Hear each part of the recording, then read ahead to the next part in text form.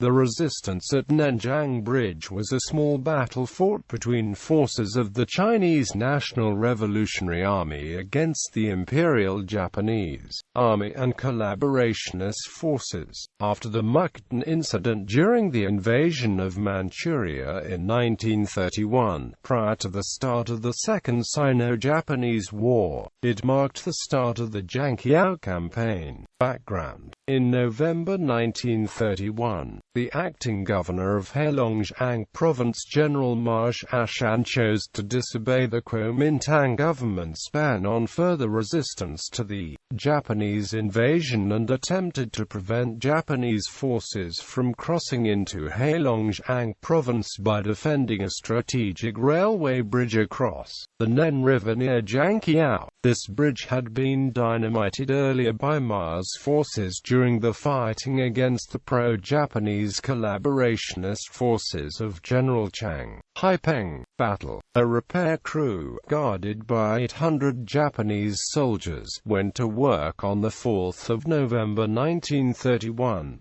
Nearby were 2,500 Chinese troops under General Marsh Ashan. Each side charged the other with opening fire without provocation. The Japanese claimed the Chinese opened fire using rifles and machine guns late in the day during a fog when Japanese troops started across the span. The Japanese retaliated and the skirmish continued for over 3 hours. Only 15 Japanese were reported killed and 120 Chinese, as the Japanese advanced and drove General Ma's remaining troops off toward Qiqihua. Later General Marsh Ashan returned to counterattack with a much larger force. Although dislodging the Japanese from their advanced positions, he was unable to recapture the bridge, which the Japanese continued to repair. Ma was eventually forced to withdraw his troops in the face of Japanese tanks and artillery. Consequences: